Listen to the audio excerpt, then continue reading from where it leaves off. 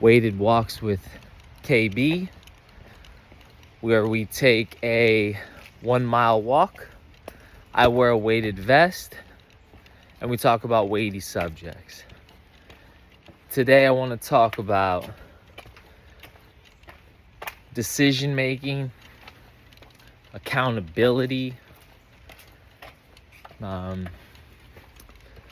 taking accountability for your own personal actions.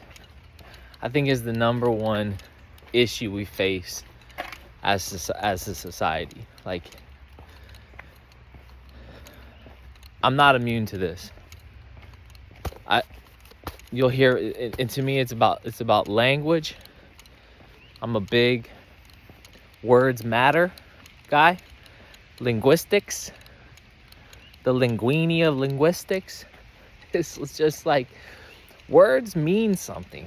They do. And so the specific words that you say to yourself, whether out loud or not, sometimes those words could just be thoughts. But they're still words. You might not verbally say them, but thinking them, they hold power too. And the words that we say to ourselves and other people are important and matter. So I want to encourage you today, and a lot of this I'm just speaking to myself,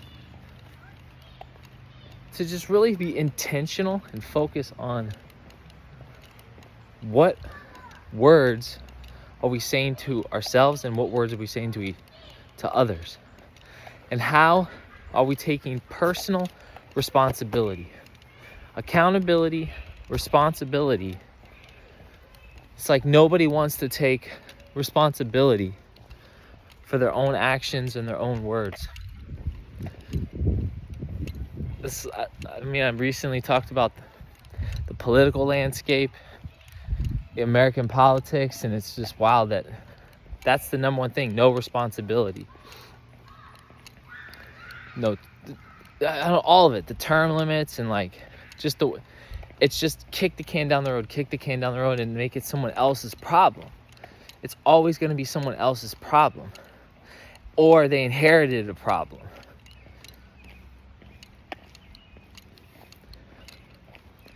Sonship, being a son of God, is about responsibility. Sometimes we have to take responsibility for things that we didn't even do. But it's just how things go. And just passing the buck don't work. So being mature in a growth, in a spirit, soul, body maturation process, a large component of that, overwhelmingly, is going to be taking responsibility and accountability. So for health, for instance, America has a health epidemic. And it just feels like everyone want to blame something else. Everything is like, oh, it's the government's fault. They're poisoning the food. They're poisoning the air. They're poisoning the water. Like, that may be true. It probably is. But what does that got to do with you? Like, or me? We not going to breathe? That's my solution? Because the air is poisoned? Are you going to eat? Anytime the food's poisoned, then you go to McDonald's. I just read this report that there's 136. Now, hey, don't fact check me, all right? It may or may not be true. I don't know. But somebody's claiming, and it wouldn't surprise me with anything. At this point, almost nothing would surprise me. Apparently, they're saying there's 136 different types of DNA in a certain clown's hamburger. Yeah, because it's clown meat. And if you're still eating clown meat, that's on you. I mean, the Great Awakening is here. Collective consciousness is here. People are raising their consciousness. The global frequency is raising and stuff is changing. All right, ascension is happening, and this is a whole higher level of the understanding of who God is and who you are. And if you're still eating clown meat, that's on you. That doesn't make any sense to me. Hey guys. Gotta say hi to people. It's the image and likeness of God in all of us, in you, in me. Now, I mean, seriously, I'm blessed. Now you're blessed too. You're breathing. You know, whatever. There's always something to be blessed about, and be great gratitude and have thankfulness in your heart. Always. No matter what the circumstance, no matter what the challenge, no matter what you're feeling, there's always some level of gratitude and thankfulness. And I do thank my dad a lot. Because he must be really good looking. Like my heavenly father. My dad was a good looking dude too. But I guess, I don't know. But he sure made your boy KB.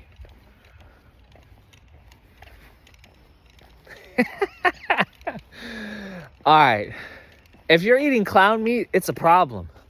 Stop eating clown meat. I mean, I'm on YouTube. I've already been kicked off YouTube multiple times. This will be on YouTube, so there's only so much you can say. But think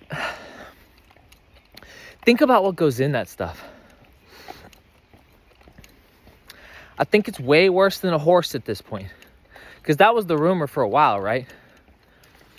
And like, that a certain hard shell taco with a taco gong food chain had Paro meat in it. Why does everything have to be code on YouTube? Look, if you're watching this, you probably get the codes. But apparently they said it was dogs in that stuff for a certain gong taco. And then they said something about kangaroos and horses. That's bad enough. But you really think it's just that? You really think that these people aren't sick and twisted? Now, I don't believe that anybody is evil. Now, maybe we disagree. We can agree to disagree. I don't believe anybody is evil.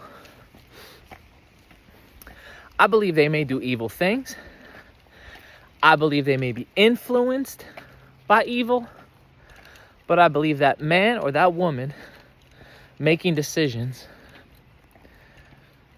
is,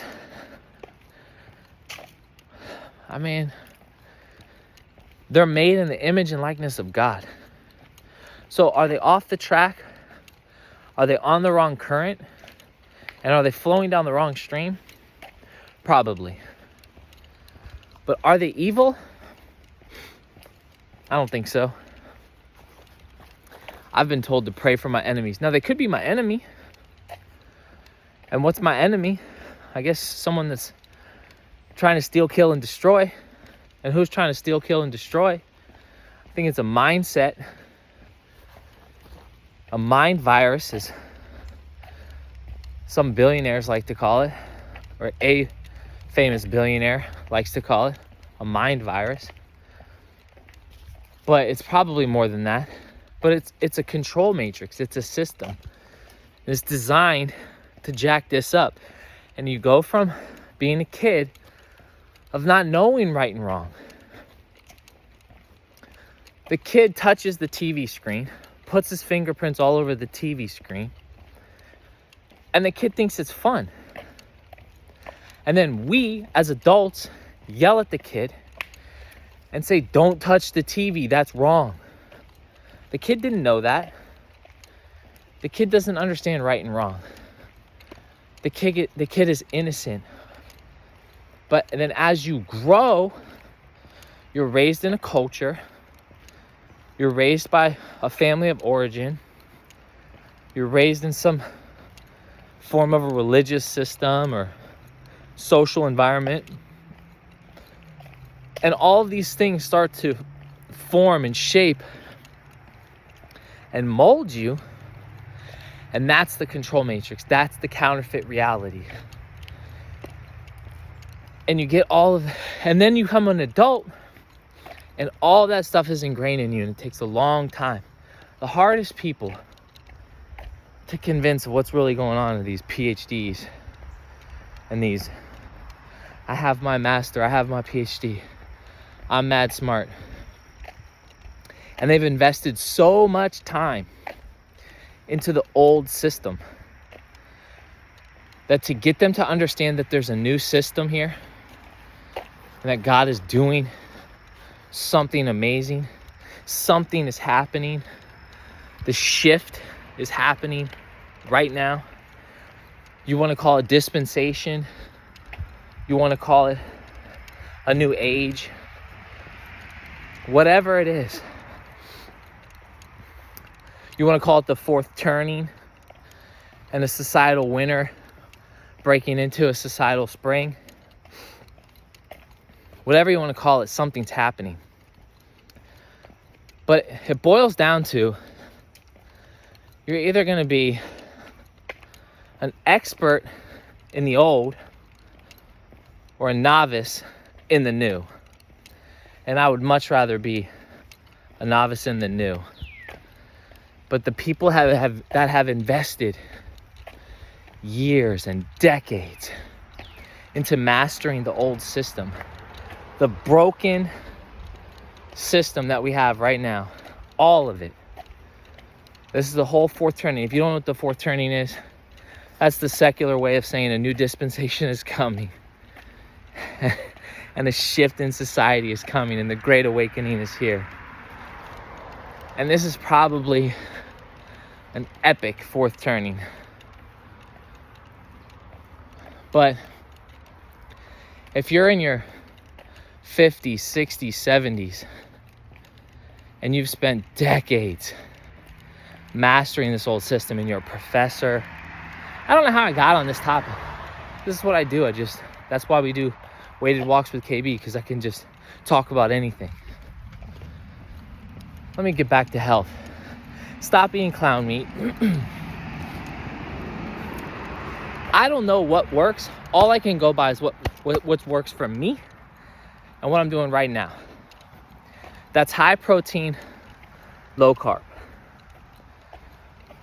0.77 grams of protein per body weight is what I'm doing, which comes out to like 140 grams of protein. And it's working for me. Your boy's getting beast. Even though not where I want to be, but thank God I'm not where I was. KB13, I'm up on 13 minutes. I'm going to have to see you in the next one. Be blessed.